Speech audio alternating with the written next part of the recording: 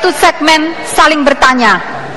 Kesempatan pertama saya sampaikan kepada Bapak Hatta Rajasa untuk mengajukan pertanyaan kepada Bapak Yusuf Kalla dalam waktu 1 menit. 1 menit mulai dari sekarang. Terima kasih Pak Muhammad Yusuf Kalla. Saya bertanya yang ringan saja Bapak. Untuk pencerahan saya, kita banyak mengenal revolusi, dan kita tahu revolusi biasanya suatu proses yang memang terkadang sulit dikendalikan dibandingkan reformasi misalkan. Nah, kira-kira bagaimana revolusi mental itu? Apakah memang ada suatu values di tanah air kita yang memang sudah tidak sesuai lagi sehingga harus ada revolusi? Misalkan values Pancasila yang kita ketahui sebagai filosofis bangsa kita. Terima kasih Bapak. Terima kasih. Mohon Pak Yusuf Kalla untuk menjawab dalam waktu 2 menit. 2 menit mulai sekarang. Ya, revolusi jangan disalahartikan seakan-akan suatu pemberontakan. Tidak. Revolusi ialah bekerja cepat, perubahan cepat. Karena kita mengetahui semua, Bapak calon capres tiap hari mengatakan kebocoran mental. Artinya kalau kita tidak cepat, bagaimana kita bisa atasi itu? Bagaimana masalah-masalah nasional kita yang akibatnya karena mental manusia? Bagaimana korupsi yang besar itu? Bagaimana penjarahan keras? Kalau ini kan asal-usulnya daripada perilaku mental bangsa. Nah, kalau kita hanya evolusi butuh 20 tahun, sudah habis negeri ini baru selesai. Jadi kita harus bekerja keras, bekerja bersama-sama. Ini tanggung jawab semuanya, sehingga pendidikan harus cepat, merata, pendidikan bermutu, budi pekerti yang baik. Itu tujuan-tujuan berbangsa kita. Ini bukan cepat, tapi lambat, karena kita sudah 60 tahun merdeka, sistem kita masih belum sempurna untuk mencapai tujuan-tujuan itu. Jadi masalahnya ialah waktu yang mendesak, dan semua kita apabila bekerja bersama-sama, gotong royong dalam hal pendidikan, seperti saya katakan tadi, tidak semua hal dirubah, tapi memasukkannya semua. Apabila kita bicara bahasa Indonesia, ya kita berikan budi pekerti itu, semangat itu dalam heroisme. Bukan hanya cerita, tapi heroismenya kita masukkan.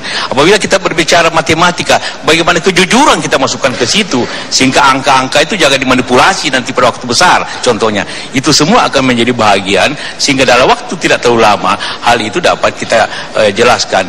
Dan dengan biaya besar, pendidikan kita besar, guru harus diperbaiki dengan cepat, ketunjangannya harus diperbaiki dengan cepat. Itu semua yang kita sebut suatu proses yang cepat. Proses cepat itu kan namanya revolusi. Terima kasih.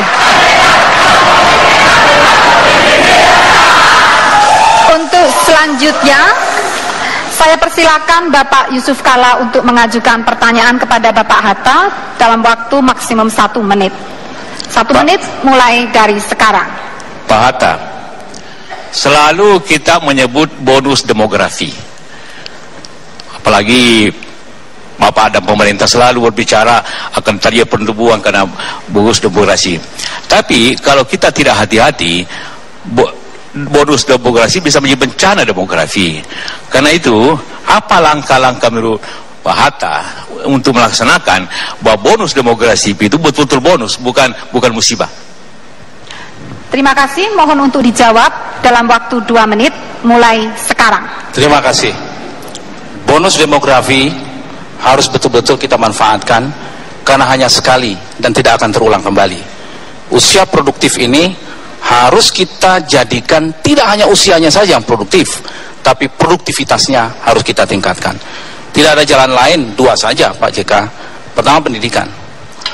Pendidikan, dan yang cepat adalah bagaimana upaya-upaya kita, faktor yang kita sebut dengan total faktor productivity masuk ke dalam elemen pertumbuhan ekonomi kita, dan itulah yang kita sebut dengan sains dan teknologi. Oleh sebab itu, maka bonus demografi ini haruslah kita isi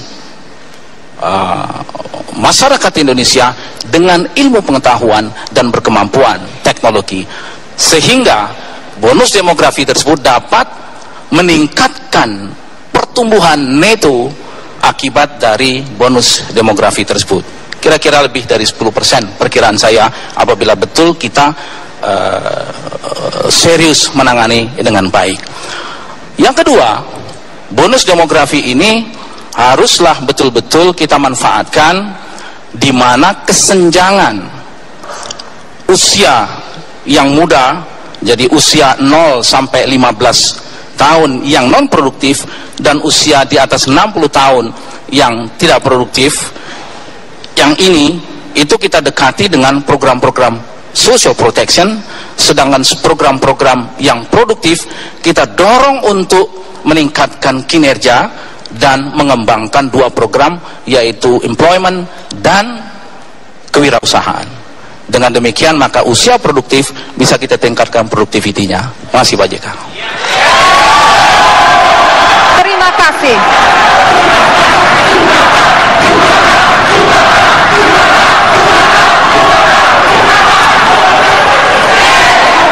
Berikutnya, saya persilakan Bapak Hatta Rajasa untuk memberikan pertanyaan kepada Bapak Yusuf Kala dalam waktu maksimum 1 menit. 1 menit mulai sekarang. Terima kasih. Barusan saya tadi mendengar Pak JK mengatakan soal sertifikasi guru. Tapi seingat saya, justru itu yang tidak disetujui atau ditolak sistem sertifikasi guru tersebut. Apa betul begitu Pak JK? Terima kasih. Mohon untuk dijawab dalam waktu 2 menit mulai sekarang. Karena kita bicara visi misi, Pak Hatta boleh baca semua visi misi kita. Apakah ada itu? Jelas tidak ada. Yang ada ialah peningkatan seluruh kesejahteraan guru. Tentu kesejahteraan guru itu termasuk sertifikasi. Karena sertifikasi sendiri ada dalam undang-undang. Tidak mungkin seorang presiden bisa dengan seenaknya membatalkan dua undang. Karena itu adalah tidak mungkin Jokowi JK ingin mengatakan sertifikasi ditadakan.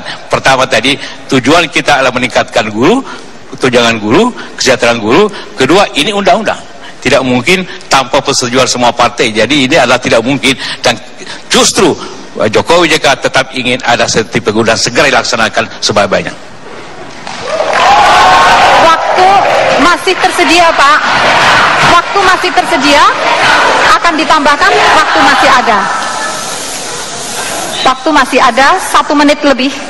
1 menit tepat. Masih ada. 1 menit. Kita masih mengirim, karena ini masalah sumber daya manusia, kita masih mengirim tenaga kerja Indonesia ke luar negeri dalam jumlah yang banyak. Banyak yang mengalami masalah-masalah di negara-negara Timur Tengah, juga di tetangga kita. Pertanyaannya, apakah kebijakan mengirim tenaga TKI itu masih dipertimbangkan atau dilanjutkan atau dihentikan? Bagaimana menurut pendapat Pak Hatta?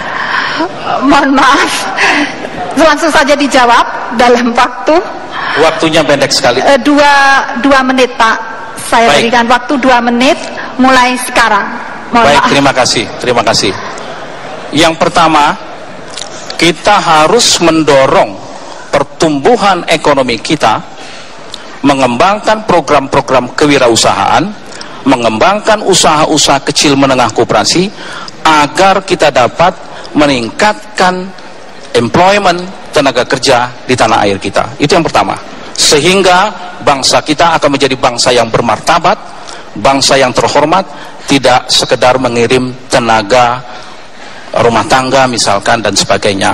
Oleh sebab itu kami berpendapat yang pertama itu harus kita lakukan Pak JK. Yang kedua, kita boleh mengirim tenaga ke luar negeri, tapi tenaga skill, bukan labor atau cheap labor atau tenaga murah, tenaga kasar, karena itu akan mengganggu harkat dan martabat bangsa kita.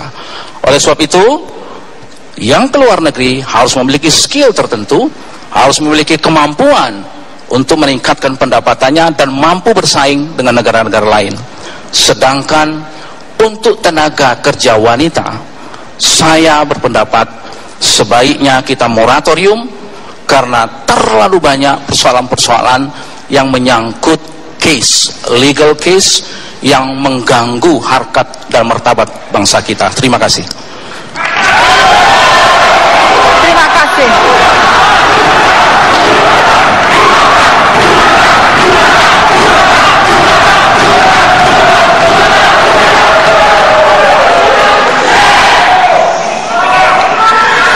Hadirin sekalian, nampaknya perdebatan acara ini, debat ini semakin seru, dan tentunya pada segmen berikutnya kita akan melanjutkan dengan segmen saling berdebat.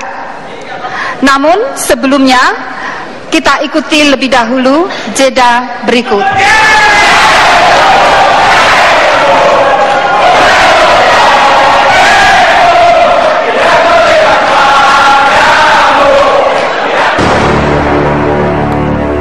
Segmen yang kelima merupakan segmen saling debat.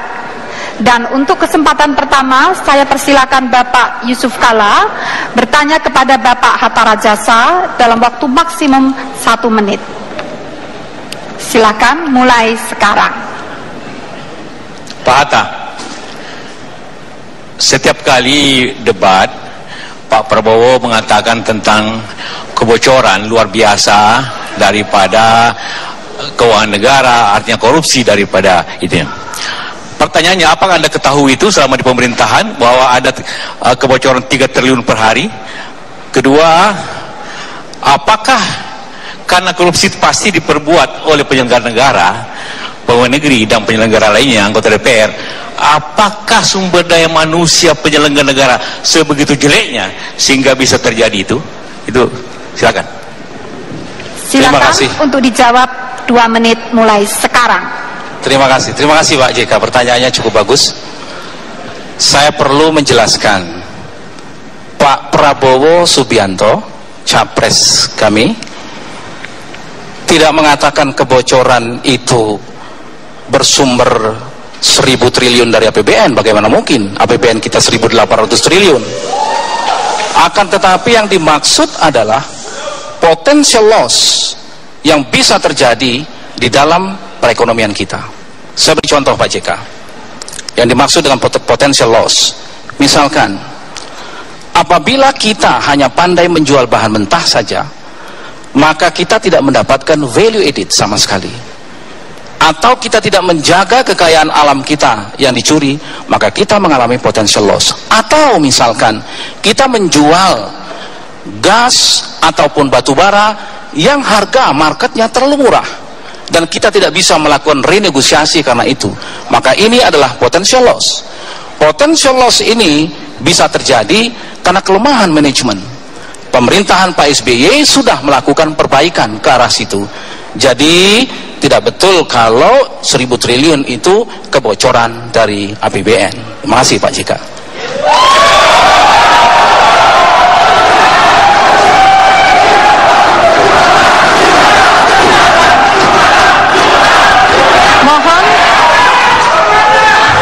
Mohon untuk menanggapi jawaban tersebut dalam waktu 2 menit mulai sekarang. Ya, kalau itu kebocoran tentu juga tercermin di KPK atau kejaksaan. Apakah itu begitu besarnya itu termasuk karena mafia minyak, mafia daging, atau mafia bibit atau mafia gula yang sebar di KPK, ataupun penyelesaiannya bagaimana menurut Anda? Tadi belum dijawab, apa usaha menyelesaikan itu apabila katakanlah Anda diberikan amanah?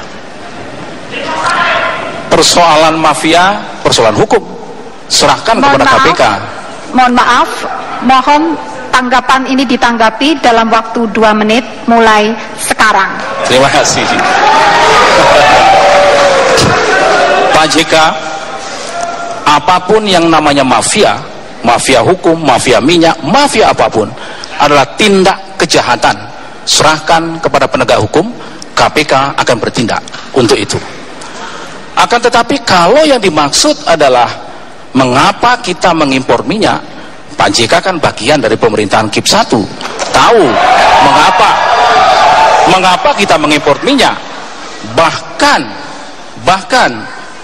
angka psikologis 1 juta barrel turun ke angka 900.000 justru di zaman Pak JK 12% declining. Pemerintah sekarang Pak SBY menahan declining tersebut pada angka 3-5%. Memang menurun secara natural, itu terjadi. Oleh sebab itu mengimpor minyak bukan sebuah kejahatan. Akan tetapi apabila ada tindak kejahatan, maka KPK, polisi, kejaksaan akan turun tangan melakukan tindakan hal seperti itu. Saya setuju bahwa kita harus memperbaiki tata kelola pemerintahan kita dengan baik, good governance, transparan, dan akuntabel. Masih Pak JK.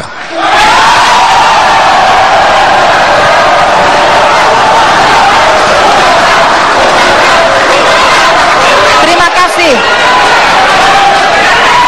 Terima kasih. Untuk pertanyaan yang kedua, saya persilakan Bapak Hatta Rajasa untuk bertanya kepada Bapak Yusuf Kalla dalam waktu maksimum 1 menit, mulai sekarang. Terima kasih Bapak Muhammad Yusuf Kalla yang saya hormati. Pertanyaan saya ringan saja Bapak. Orang sering menanyakan tentang daya saing bangsa kita. World Economic Forum mengeluarkan yang disebut dengan the Global Competitiveness Index. Ada 3 indikator utama yang dikeluarkan yang mempengaruhi indeks daya saing kita. Menurut Pak JK, indeks manakah yang paling perlu kita atasi dan secepat mungkin bisa meningkatkan global competitiveness kita? Masih Pak JK. Mohon untuk dijawab dalam waktu 2 menit mulai sekarang. Ya, indeks yang paling mudah ialah indeks kemudahan berusaha. Karena di Indonesia kita tahu semua, kita selalu pernah kemudahan berusaha itu di atas 100, ya kan? Sekarang kita mau turunkan waktu itu menjadi 60-an untuk mendekati Malaysia yang kira-kira 30-an. Jadi apabila kita ingin perbaikan daripada indeks itu, maka kemudahan berusaha Indonesia sama dengan izin-izin, birokrasi perizinan, ataupun bagaimana mengatasi birokrasi di daerah, bagaimana mengatasi izin-izin di kota, itulah yang paling berat untuk indeks pengusaha ekonomi itu, yang menjadi bahagian daripada kesulitan-kesulitan di Indonesia. Yang kedua juga masalah perburuan yang selalu menjadi masalah-masalah di Indonesia, dan itu menjadi bahagian daripada upaya kita, tentu harus memperbaikinya. Jadi lebih masalahnya adalah masalah birokrasi dalam negeri sehingga harus diperbaiki, seperti itu. Terima kasih. Kemudian mohon Bapak Hatta Rajasa untuk menanggapi jawaban tersebut dalam waktu 2 menit mulai sekarang. Iya, saya kira apa yang disampaikan itu tidak sepenuhnya mengena Pak JK, karena ease doing business itu perlu. Tapi menurut saya di dalam the global competitiveness yang paling penting adalah inovasi bangsa, technological readiness, kesiapan kita soal teknologi. Dan menurut pandangan saya yang paling fundamental adalah menyelesaikan infrastruktur dasar. Infrastruktur dasar inilah yang paling besar pengaruhnya kepada global competitiveness index itu. Terima kasih Pak JK. Terima kasih. Terima kasih.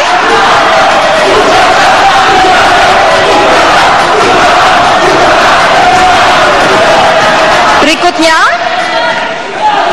saya mohon Bapak Yusuf Kalla untuk menanggapi tanggapan tersebut dalam waktu 2 menit mulai sekarang. Ya, tadi memang karena meminta pendapat saya, dan dalam pembahasan juga di pemerintahan, waktu sampai pemerintahan, itulah yang selalu menjadi bagian upaya yang harus diselesaikan, bahwa infrastruktur penting. Tentu pertanyaannya juga apa yang terjadi dewasa ini, karena pada waktu kita masih di pemerintahan kita bikin listrik, kita bikin apa, sekarang Anda tidak bikin, soalnya kan itu masalahnya juga. Jadi itu masalahnya juga kenapa tidak terjadi. Jadi bahwa infrastruktur penting, tapi infrastruktur tidak hanya diucapkan, dilaksanakan Pak Hatta. Jadi kalau kita bicara akan, semua di sini bicarakan, tapi bagaimana melaksanakannya itu yang penting. Jangan mati lampu listrik kita pada susah kita pidato begitu kan, itu yang terjadi di Jakarta ini. Jadi saya setuju bahwa infrastruktur tapi tidak dipidatokan tetapi dilaksanakan. Terima kasih. Terima kasih.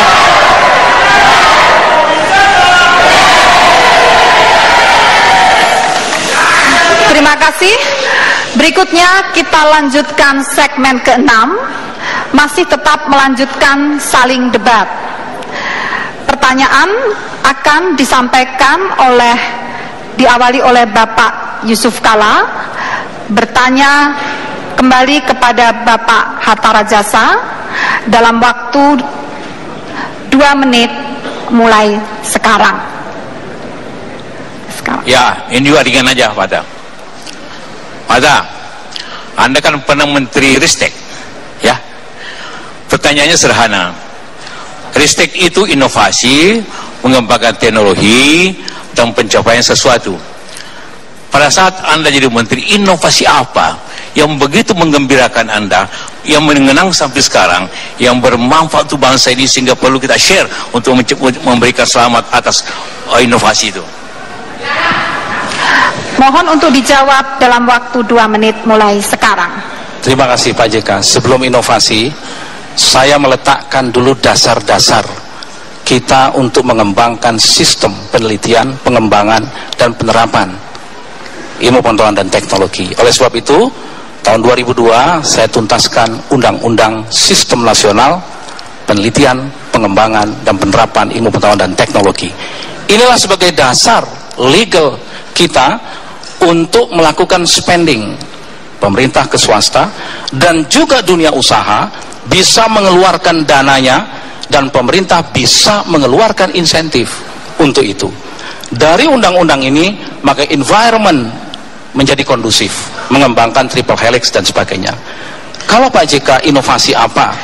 Saya ingin sampaikan, yang pertama di bidang pangan, begitu banyak Pak JK temuan-temuan genetik modified di bidang pangan, padi terutama, yang diaplikasikan oleh LIPI dan BPPT yang bermanfaat, dan juga oleh perguruan tinggi IPB, karena kami memfokuskan pada waktu saya, IPB fokus kepada pangan, ITB kepada material, kemudian dan transport di timur, dan itu bermanfaat sampai sekarang dan tetap dijalankan. Dan yang kedua di bidang energi, Pak JK masih ingat saya menggagas tidak boleh lagi membangun pembangkit di bawah 15 MW tanpa menggunakan kolaborasi nasional kita.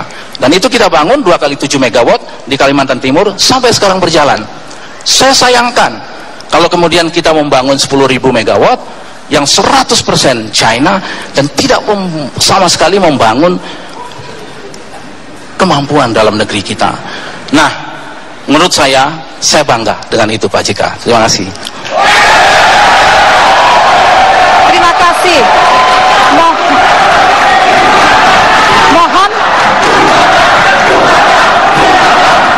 Mohon untuk ditanggapi jawaban tersebut. 2 menit mulai sekarang.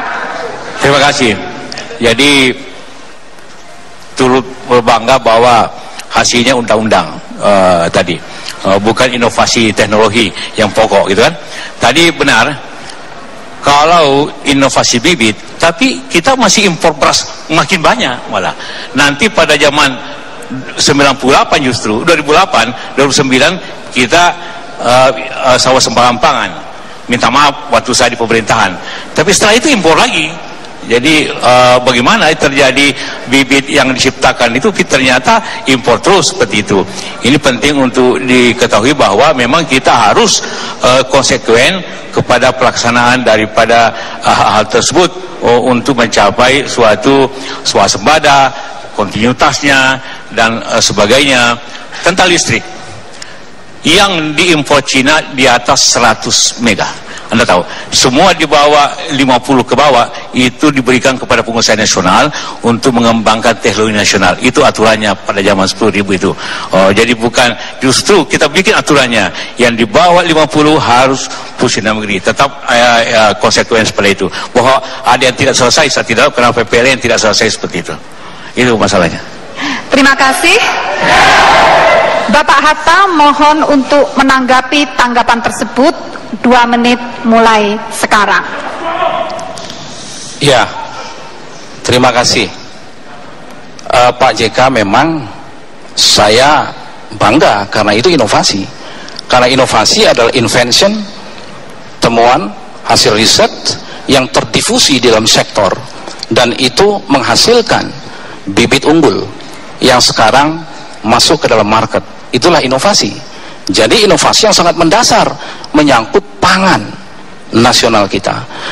Nah, bahwa kita masih mengimpor, Pak JK kan sudah paham juga bahwa kita sebetulnya sungguhnya sudah bersuasembada pangan, beras. Akan tetapi selalu saja ada slot untuk mengimpor untuk kebutuhan-kebutuhan masyarakat asing yang memerlukan beras-beras tertentu. Akan tetapi kebutuhan mendasar kita sudah suasembada pangan, kecuali apabila terjadi iklim ekstrim, di mana negara kita seringkali terjadi iklim ekstrim yang mengganggu produksi kita, maka kita melakukan impor hanya bersifat insidentil. Nah, oleh sebab itu, menurut pandangan saya, agenda-agenda riset ke depan adalah mengembangkan riset-riset yang sungguh berkaitan dengan sustainability pangan dan energi kita. Terima kasih, Pak JK.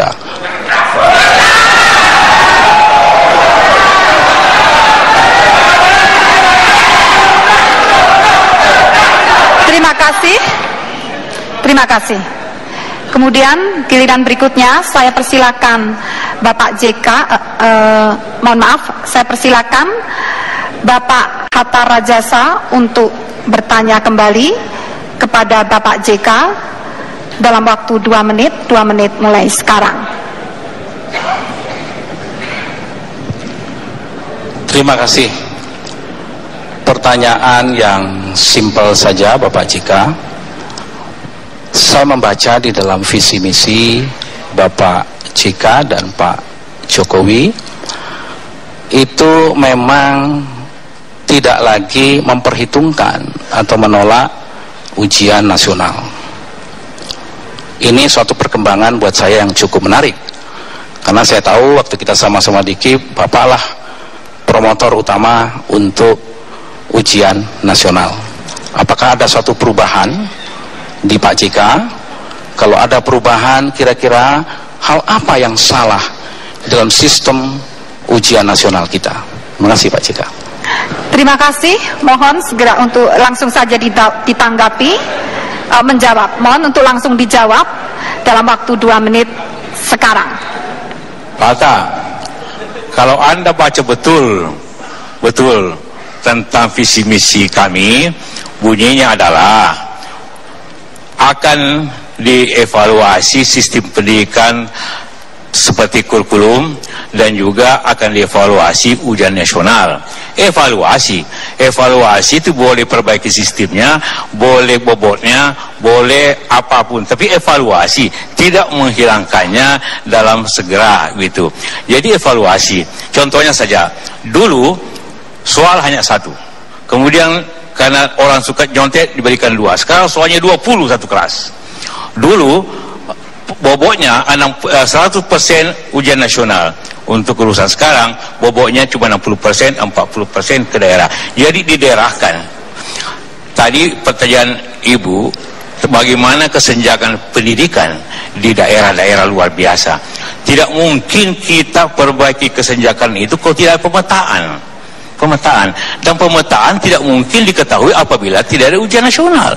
Dan ujian nasional itu merupakan sejarah lama, bukan yang sekarang. Tahun 50-an sudah ujian nasional, tahun 60-an ada, tahun 80-an ada. Di negara-negara maju semua ujian nasional.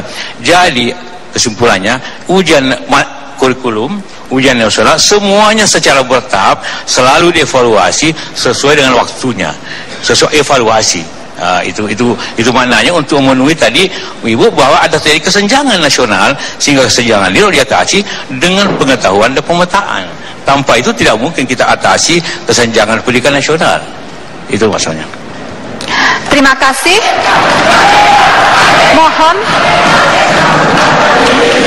Mohon Bapak Hatta Rajasa untuk menanggapi jawaban yang telah disampaikan Bapak Yusuf Kalla. Terima kasih Pak JK penjelasannya. Tapi saya belum puas karena apa yang dievaluasi. Dan kalau membaca itu runtun, memang yang ditolak itu adalah penyeragaman, penyamarataan. Sistem ujian nasional kita itu tidak sekedar indikator kelulusan, tapi juga indikator kompetensi daerah, sehingga kita bisa mengukur berapa jauh daerah memiliki kualifikasi, memiliki kualitas. Nah, tentu para pakar-pakar pendidikan kita sudah memperhitungkan, menggabungkan antara standar nasional dan memperhitungkan standar yang berlaku di daerah. Kalau Pak JK ingin melakukan evaluasi, pada sisi apanya? Karena menurut pandangan kami, 3 kompetensi akan dihasilkan apabila sistem ini kita konsisten kita jalankan. Yang pertama tentu kompetensi knowledge, yang kedua itu kompetensi skill, dan yang ketiga tentu adalah kompetensi attitude. Dan 3 ini tentu attitude ya attitude Republik Indonesia. Jangan nanti kita justru tidak memiliki suatu identity karena sistem kita yang tidak menganut kepada satu, katakanlah, perpaduan antara nasional dan daerah tersebut. Pertanyaan saya adalah bagaimana yang dievaluasi pada sisi apanya? Terima kasih.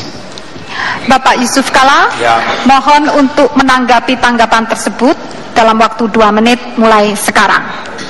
Saya ingin memberikan dulu pengalaman kita sama-sama menteri waktu itu 2003. Bagaimana mutu pendidikan pada waktu itu. Kalau kita uji nasional dengan angka 3,5, 60% tidak lulus. Angka 5, maka sekarang terpas waktu itu diluluskan dengan angka 3,5. Bayangkan nilai pendidikan nasional lulus dengan 3,5. Sekarang naik 5,5 angka lulusan. Alhamdulillah yang lulus di bawah 1%, yang tidak lulus. Jadi luar biasa kemajuannya.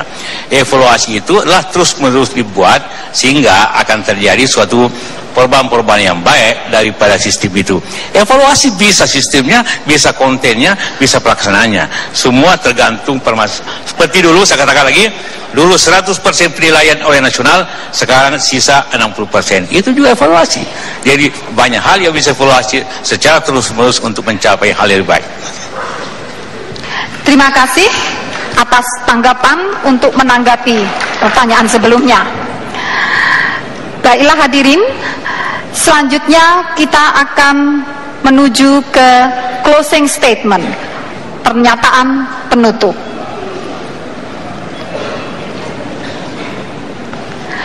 Namun,